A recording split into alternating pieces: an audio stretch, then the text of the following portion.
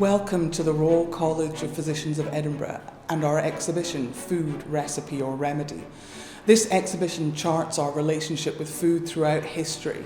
So it's a bit about gastroenterology and the technical side of things, but it's also about our relationship with our bodies, health, dieting, and just how we view ourselves through history. The exhibition is split into 4 themes looking at the different ways that we interact with food. And we start here with dieting and the history of weight control. This little book here is written by a Venetian doctor, Santorio, and it's an interesting example of early measuring of weight. So Santorio built this weighing machine, which he sat in, which you can see here, and he weighed everything that he put into his body and everything that came out afterwards. And this started a real trend and interest in weighing yourself. People started manufacturing, buying these weighing chairs, and right into Victorian Britain, people were fascinated with weighing themselves. This next object here is a bezoar, and a bezoar is formed when something which isn't digestible collects inside either a person or an animal's stomach. In this case, it's human hair that was removed from the stomach of a young girl. And this item here is also really fascinating. This is a tapeworm. It might look like it's lots of different things, but it's actually one single tapeworm wound around. And tapeworms are quite often used in the Victorian period, particularly by wealthy ladies for dieting purposes. So you could buy tapeworm pills, which you would ingest, which would then cause weight loss. You could then take a laxative afterwards or an enema in order to remove the tapeworm from your body.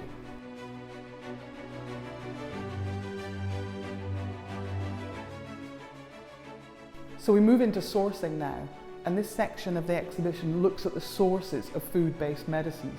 So it might be from friends, neighbours, your local church minister, or just philanthropic members of your community that you sourced your recipes and your ingredients. This example here is a handwritten woman's recipe book from the early 1700s. And these types of books tended to be passed down from generation to generation, more recipes being added through each generation.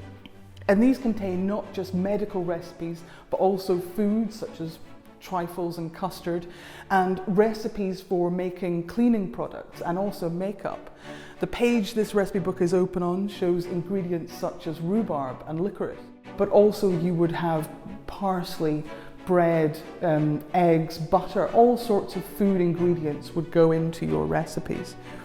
And that follows on quite nicely to this next item here. This is an example of a commercially produced food-based medicine.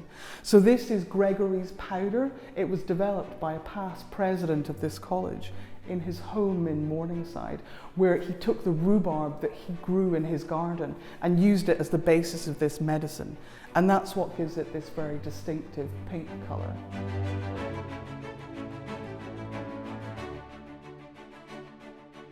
So we're moving on now to eating. Now, eating is a hugely important part of medicine because there's this whole idea around humoral theory. There's 4 different humors or fluids in your body, and they need to be kept in balance. Now, there's this idea that your humors are based on the temperature, the time of year, your gender, your class. And so each food is associated with a different humor. So you might be prescribed cucumbers because they would cool your body and rebalance you, or chicken, which was cooling as well. So all these foods are really viewed as medicine because they rebalance your body in this really fundamental way. So this item that we have on display here is a very typically Scottish example. It's a porringer.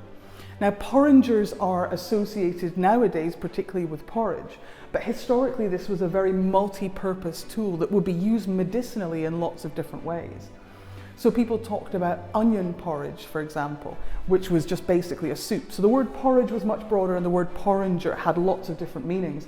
One common use for it was as a bloodletting tool. So it was a way of, when you cut somebody, when you bled them, again to rebalance their humors, you would collect the blood in your porringer. So we talked about putting food into your body. Now we're going to talk about taking it out.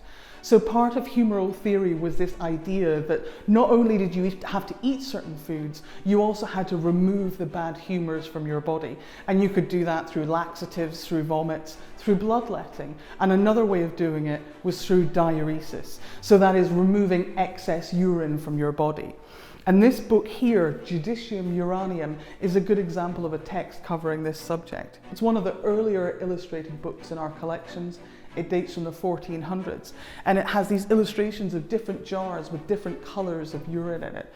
Doctors would analyse the urine to see if they could diagnose their patient.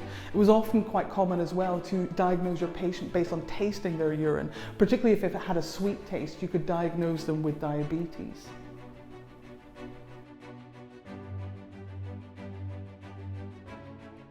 This exhibition is now closed, but we run new exhibitions all the time on topics such as the history of addiction, skin, and mental health. If you want to find out more about the history of food and the other topics that we cover, visit our website at rcpe.ac.uk/heritage.